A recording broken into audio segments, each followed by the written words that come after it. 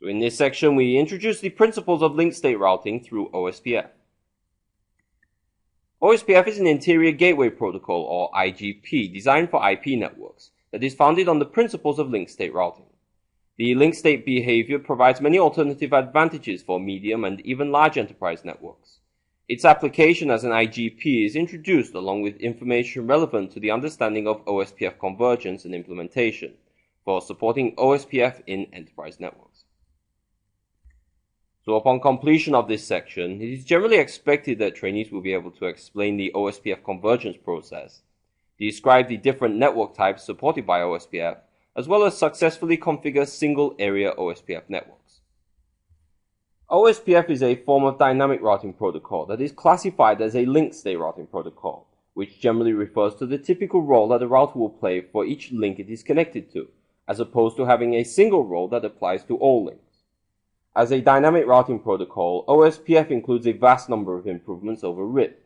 However, with it comes a greater level of complexity. OSPF-enabled routers contain link state databases that contain information of the routes within the OSPF domain from which the routing entries in the IP routing table are populated. If a change in the topology is needed, the route changes are performed based on the routes contained within this database. Communication of routes is as such minimized to events where routes are added or removed to or from this database. This is somewhat different from the need for the best routes to be periodically advertised every 30 seconds as found in RIP.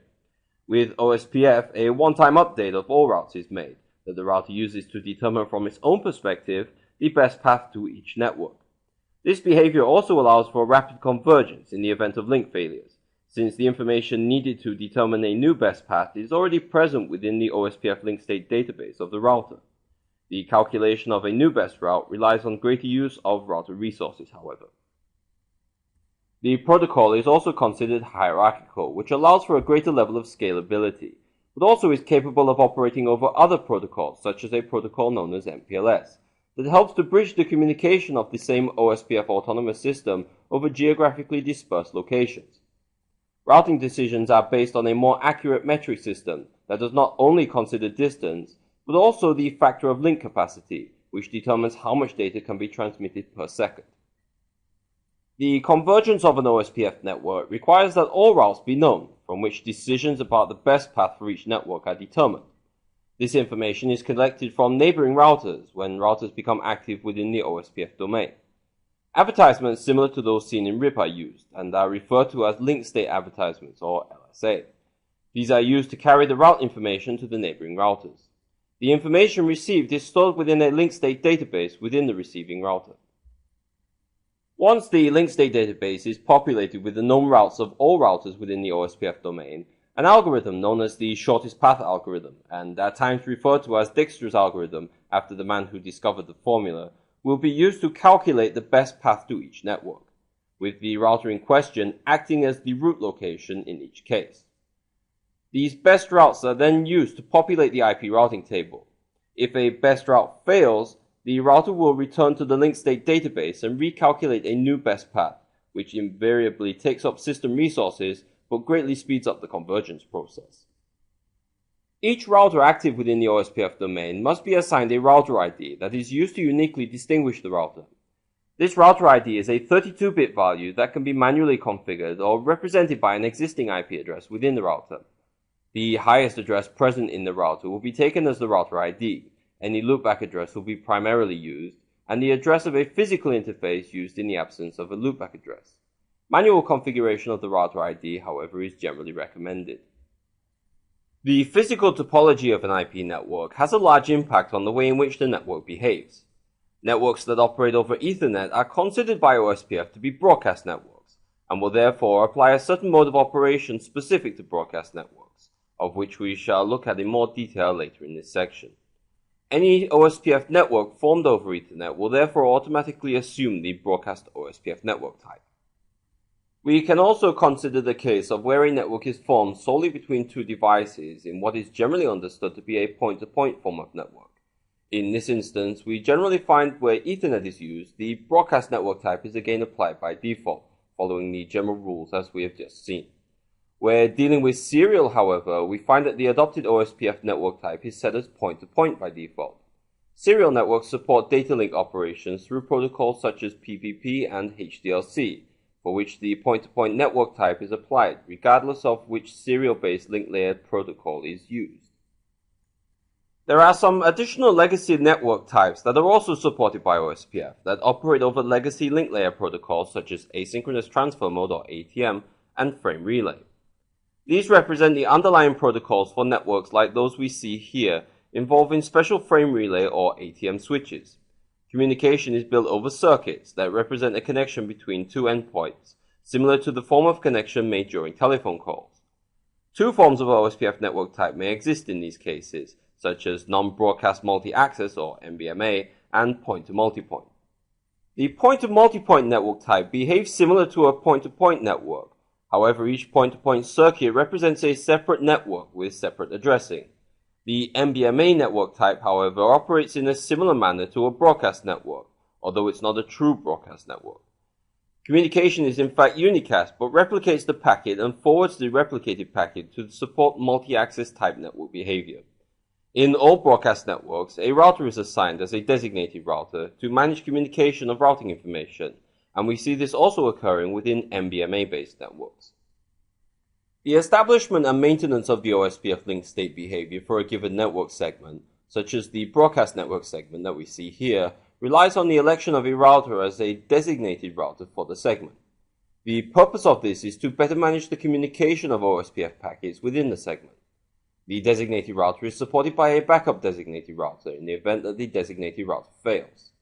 Packets from all other routers will be transmitted to the designated router and backup designated router that are listening for OSPF packets with a multicast address of 224.0.0.6.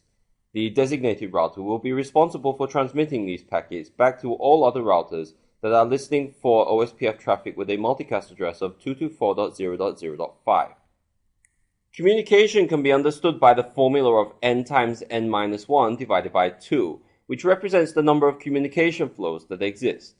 If no designated router existed, a set of 4 routers participating in OSPF would establish 6 separate flows of communication to share OSPF database information with all neighboring routers. With the presence of a designated router, this is reduced to 5 separate flows, based on the same n times n-1 divided by 2 formula.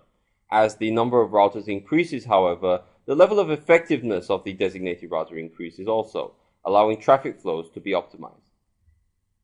The relationship of the links between OSPF-enabled routers can represent one of 2 forms, either a neighbor state or an adjacent state. The effect this has also relates to the operation of the router on the link. We have already introduced the designated router and backup designated router. However, a third and final type is known as the DR other, which represents all links that do not operate as either a designated router or DR, or backup designated router or BDR. The neighbor state is established in recognition of another router on the link. However, OSPF routes in the link state database are not communicated between such routers. The adjacent state, however, may at times also be understood as a full state, in which routers that establish such a state will communicate all link state database information with the peering router. In the case of the designated router, it will establish an adjacent state with all routers that allows the link state database of all DR other and BDR to be known by the DR. The DR will then be responsible for acting as a central point of communication for all link state database information, ensuring all routers have identical and complete link state databases that are used to calculate the best path to every network by each router in the OSPF topology. We demonstrate here the link states from the perspective of RTA, and how each link represents either a neighbor or adjacent state with the peering OSPF routers. How these neighbor states are established is based on a process of link states that each link goes through in order to achieve either a neighbor or adjacent state. Every router will begin in a down state, meaning that no hello packet has been received. If the network type is NBMA, the link of the router will move to an attempt state to attempt to discover neighbors by sending hello packets periodically. For all network types, the links of routers will transition to an init state at the point that a hello packet is received from a peering OSPF router, but does not represent that the router is aware of the peer just yet. When the peer recognizes the neighbor, it will carry the neighbor's router ID in the hello packet. At this point, the router will need to decide whether the link state should be either a two-way state or should begin the exchange start process. It is also at this point that the DR and BDR can be determined. The links for routers elected as DR and BDR will proceed with the exchange start process. DR other router links that peer with the DR and BDR will also transition to the exchange start state. Links between DR other routers will settle in a two-way state and be considered as having a neighbor relationship. They have established bidirectional communication, however will not directly share link state database information. Those links that move into an exchange state will in summary begin the process of establishing adjacency through sharing the contents of their link state databases. This particular state concerns with building synchronization between the peering links and discovering a master and slave relationship between the peering devices. Once this relationship is decided, the exchange state will begin, in which peers will exchange information describing the contents of their link state database. The peering router will use this to identify which routes in the database of the peer the local router does not have a copy or an up-to-date version of. Once this exchange is complete, OSPF routers must request the outstanding route information in full from the peer that is not present in the router's own link state database. The completion of this process signifies the end of the loading state and a full state of adjacency is formed, in which peers have identical link state databases. Here we look in more detail at the process of neighbor discovery that occurs during the init state. This involves the communication of hello packets between the peering OSPF routers. The hello packet contains the format as shown here, in which an interval for the hello packet is defined. This interval by default is set to 10 seconds, and both peering routers must have matching hello intervals in order for discovery to be successful. It is also within the hello packet that we find the priority that is used to elect the designated router and backup designated router. Once these are discovered, the router IDs of the DR and BDR are carried within the respective designated router and backup designated router fields. The dead interval represents the duration that an OSPF link will wait before considering that the peer has been lost. The interval is 4 times that of the hello interval, which by default is 40 seconds, and the gain must be the same on the peering links of communicating routers. Once bidirectional communication is achieved, the router ID of the receiving router is included in the neighbor field of the hello packet. It is at this point that routers transition from an init state to either a two-way state or an exchange start state. The hello packet may contain the router ID of one or multiple neighbors. After the discovery process is complete, it is possible to determine the designated router for the segment. This will only occur, however, where the network type is either broadcast or NBMA. If we take a look at the example given, we can see that where Ethernet is used, the network type by default is broadcast, and that a designated router is generated for each segment, and not for the autonomous system as a whole. The priority primarily determines the designated router for the segment, and in this instance, the priority value of 255 asserts in this case the interface of RTC as the DR for the segment connecting RTA and RTB, and RTD as the DR for the segment connecting to RTC. Since the segment between RTC and RTD represents a point-to-point topology, it is generally good practice to change the network type to a point-to-point type so as to minimize traffic that would otherwise be generated by the DR.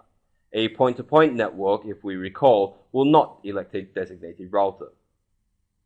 Where a designated router is elected, it is also necessary for a backup to be determined. The next best priority will determine the backup designated router. If priority values are equal, the router with the superior router ID on a loopback interface takes on the role. As with the DR, the BDR forms an adjacency with all peers, which allows it to immediately take on the role of DR should the current DR fail. The priority of 0, however, will prevent a router participating in the election, and so can be manually set for routers that are not to become a DR in the OSPF domain. One last thing to note is that the segment between RTC and RTD is now set as point-to-point, and so the DR on this segment is no longer present. The exchange start process that follows the init state will see the peering routers compete for the role of master and slave. This is to allow a single router to manage the exchange process in the relationship. The role of master is determined by the router ID, in which case a higher value represents superiority. We would expect here that RTB therefore take the role of master. Negotiation is performed using empty database description packets that contain 3-bit fields known as the initialize, more, and master-slave bits, along with a sequence number. We see here that RTA has attempted initially to assert its position as master, and will set a sequence number that is expected to be used as part of the communication process. RTB, having the better router ID, however, doesn't accept the role of RTA as master, and returns its own database description packet declaring itself as master for the segment, with a sequence number defined by RTB. RTA concedes and takes on the role of slave, reflecting the sequence number of RTB to show compliance. Immediately following this, the exchange of partial link state advertisements will begin as part of the exchange process. This is used to only inform of the contents of the link state database of the neighbor, so that only the required information can be requested. Once the peering routers have a clear record of the neighbor's link state database, the peer can request the required link state advertisements to allow the databases to be identical. The router possesses a list known as the link state request list that it uses to determine the full link state advertisements it needs to request from the peer. A link state request packet is generated for this information and sent to the peer, who will provide the required link state advertisement in a link state update packet. As each request is completed, it is removed from the link state request list until no more requests are necessary. It is at this point that the device is able to transition to a full state.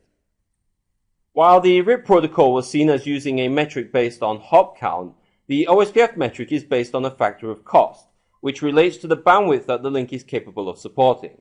We calculate the cost of a link based on two factors. One is bandwidth reference and the other is actual bandwidth, measured in megabits per second. The bandwidth reference plays an important role in ensuring the accuracy of the metric. A formula is used to determine the cost based on a factor of bandwidth reference divided by bandwidth. The higher the bandwidth reference, the more accurate the metric is considered to be. The default 10 to the power of 8 bandwidth reference may not clearly distinguish higher speed links, and so we can use the bandwidth reference command like we see applied to OSPF process on RTB to enable a better distinction where higher bandwidth is supported. Alternatively, the cost value can be manually defined in the interface view using the OSPF cost command as shown here for RTA, in which the cost metric is set to 20. The convergence of the link state database provides each individual router within the OSPF domain effectively what is a map of the entire network topology, via which each router is capable of independently determining the best path to each and every learned network. A failure in the network does not require that the router relearn the best path from other neighbors. Instead, the router will determine from the link state database any alternative best path that is available. In this instance, we can see how RTC is able to determine paths to networks 10.0.0.0 and 20.0.0.0. In the case of the 20.0.0.0 route, RTC has discovered equal cost paths to the same network, and therefore has implemented equal cost load balancing over the two links. Currently, we are only dealing with a small number of routers within the OSPF domain. This means the current link state database is manageable, and a link failure, let's say between RTA and RTB, is still recoverable without too much impact to network resources. Such smaller OSPF networks will operate as what is known as single area. This can be understood as a flat structure for which all routers operate using identical link state databases. As part of the configuration, we will notice that an area needs to be defined. Where a single area is used, any number can be assigned. However, it is generally recommended in the interests of good design practice that this be set as area 0. As the size of the IP network managed by OSPF increases, so does the link state database. The ability to converge larger databases that involve perhaps 50 to 100 routers begins to have a greater toll on the resources of each router and the size of the stored link state database. With a larger number of networks, the potential for failures and changes in the network drastically increase, and any change will in fact impact every router in the OSPF domain. The effects of reconvergence and resource utilization may result in performance issues, and even loss of data if network traffic is heavy. The use of multiple areas allows for changes or failures in one area of the OSPF domain to be isolated to that area, and limits the impact to other areas.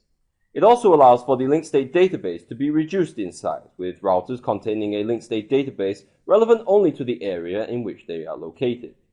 Certain routers that are found existing in more than one area will maintain link state information of the areas in which they reside, and act as a border router for these areas.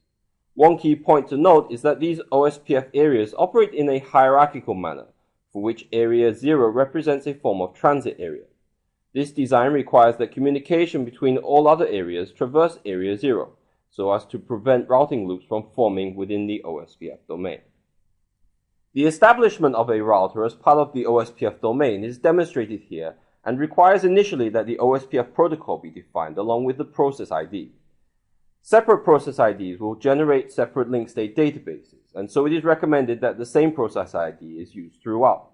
If no process ID is specified, process ID 1 will be used by default and is reflected in the parenthesis for the OSPF protocol view. Following the process ID, the router ID is manually specified, for which in this case is set to 1.1.1.1. It is not compulsory to set the router ID, but it is recommended. Once the protocol view has been entered, it is necessary to specify the area within which the router will operate. We focus on the use of single area OSPF here, and so we define area 0 as the area to be used.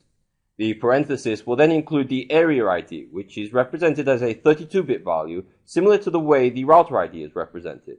The network command identifies the network that is to be advertised into area 0 by the router, and is followed by an inverse subnet mask that is known as a wildcard mask. In this case, bits that represent the network address are assigned with a value of 0, whilst those which are not fixed and represent the host are represented by bit values of 1. For the 24-bit mask in OSPF, the 0.0.0.255 wildcard mask is used. Through the display OSPF peer command, we are able to determine the current peer relationship between the OSPF-enabled routers. The information displays the details of RTB from the perspective of RTA, that is represented by the router ID 1.1.1.1. We are able to determine through this display command the router ID of the neighboring router, as well as its status as either the master or slave when negotiating adjacency. As the router with the higher router ID, the neighbor is assigned as the designated router for the segment. This occurs as the segment is currently operating based on the default broadcast network type. In order to reinforce security of the connection and prevent rogue devices from being introduced into the OSPF network, the use of authentication is configured within OSPF. This can take the form of simple plaintext or cipher, or using cryptographic algorithms for authentication in the form of a message digest algorithm known as MD5. We show here how authentication is applied to the interface Gigabit Ethernet 0/0/0 of RTA. Once under the interface view, the command OSPF authentication mode is used to identify the form of authentication to be used, as either simple, MD5, keyed MD5, or null, where no authentication is applied. Here we use MD5 to carry authentication using a cryptographic hash digest. If we use the debugging function of the router, we are able to follow the flow of authentication that is being performed. The highlighted information here shows the authentication type being used over the link that must match the peer's chosen method of authentication. An authentication type of 02 reflects the MD5 authentication. Along with this is the key that is used. However, due to using MD5, this password is hashed and therefore not visible over the link. One final feature that reinforces establishment of the OSPF domain is the silent interface. This command can be used to disable the communication of OSPF packets over an interface. In doing so, the OSPF domain prevents adjacencies from being formed with non-authorized rogue devices.